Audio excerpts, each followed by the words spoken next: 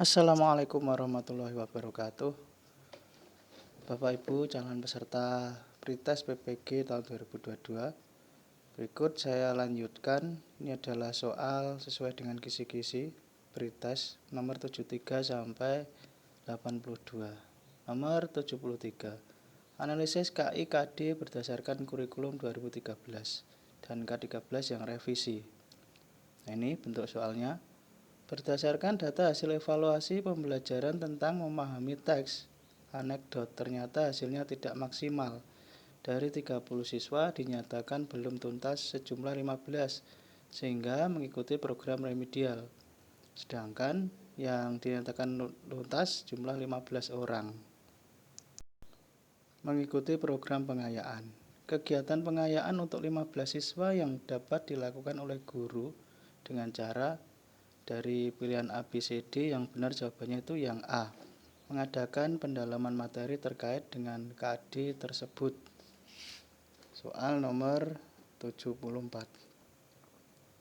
Ini penyusunan IPK berdasarkan K13 dan K13 yang revisi yang bermuatan 4C. Bapak Ibu harus memahami apa itu 4C dulu. Bisa di searching di Google biar tidak salah paham. 4C ya, soalnya seperti ini, tolong diperhatikan ya. Kriteria keberhasilan belajar siswa ditentukan dengan menggunakan kriteria ketuntasan minimal atau KKM. KKM adalah rata-rata setiap unsur dari kriteria yang ditentukan. Untuk menentukan KKM diperlukan faktor-faktor. Jawaban yang benar ini dari A, B, C, D, yang benar adalah C. Kompleksitas, indikator, daya dukung, dan intek siswa. Soal nomor 75. Sekisinya seperti ini. Teori perkembangan intelektual peserta didik.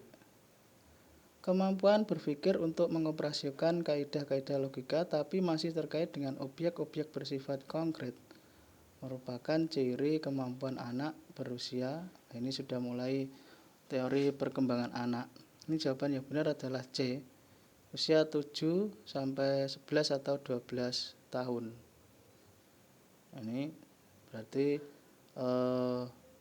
teori perkembangan peserta didik. Bisa dibuka di searching di Google apa saja itu teorinya. Usia 0 sampai 2 itu apa. Kalau mengoperasikan kaidah-kaidah logika itu berarti usia 7 sampai 11 atau 12 tahun. Soal nomor 76, teori perkembangan moral peserta didik. Soalnya seperti ini. Terjadi perbaikan koordinasi tubuh, ketahanan tubuh bertambah. Anak laki-laki cenderung aktivitas yang ada kontak fisik seperti berkelahi dan bergulat. Koordinasi mata dengan tangan lebih baik terjadi pada masa perkembangan. Jawaban yang benar adalah A. Perkembangan fisik pada masa anak usia 8 sampai 9 tahun. Ini soal nomor 75 dan 76 ini masih berkaitan tentang teori perkembangan peserta didik. Ini, kalau usia 10 sampai 11 itu apa saja, remaja itu apa saja, dan dewasa itu apa saja. Ini soal nomor 77, teori perkembangan emosional. Nah, ini kemampuan peserta didik untuk membina hubungan dan kemampuan motivasi diri termasuk kecerdasan.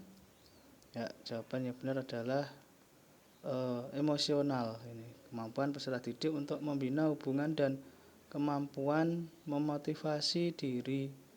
Nah, itu emosional. Kalau kognitif itu pengetahuan, sosial itu berhubungan dengan yang lain. Ini soal atau kisi-kisi nomor 78. Konsep dasar tentang teori belajar behavioristik. Siswa sudah berusaha giat dan gurunya sudah mengajarkan dengan tekun. Namun jika anak tersebut belum dapat mempraktekkan perhitungan perkalian, maka ia belum dianggap belajar. Pernyataan ini termasuk kategori. Jawaban yang benar adalah teori behavior atau behavioristik.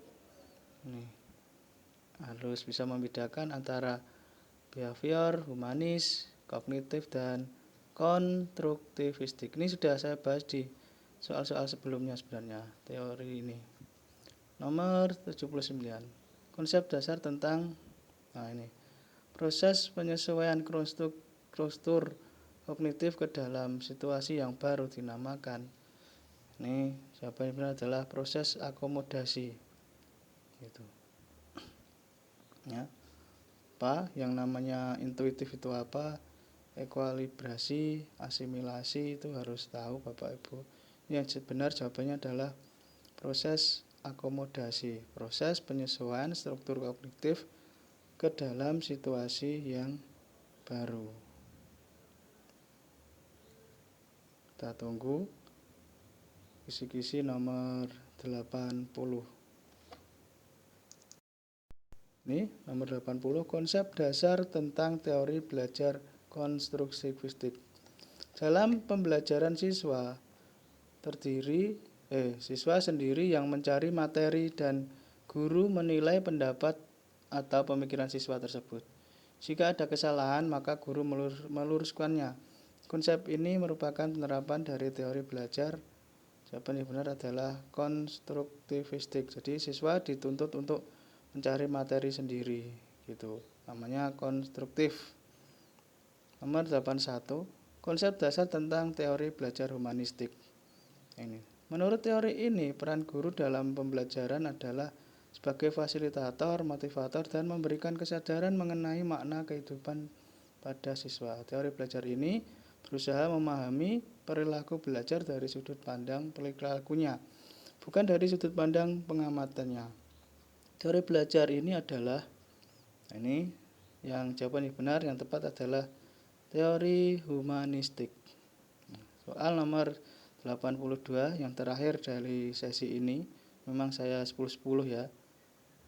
Konsep dasar tentang teori belajar sosial. Nah, ini merupakan pengertian dari konsep sosial ya. Kompetensi berkenaan dengan kemampuan peserta didik atau pendidik sebagai bagian dari masyarakat untuk berkomunikasi dan bergaul secara efektif dengan peserta didik, sesama pendidik, tenaga pendidikan, orang tua siswa, dan masyarakat sekitar. Disebut, jawaban yang benar adalah kompetensi sosial. Ini berhubungan dengan yang lain, namanya sosial. Demikian Bapak Ibu, mudah-mudahan bermanfaat dan semoga sukses. Saya akhiri untuk sesi ini, insya Allah nanti saya selanjutkan soal nomor 83 sampai 94. Itu ya. Waalaikumsalam warahmatullahi wabarakatuh.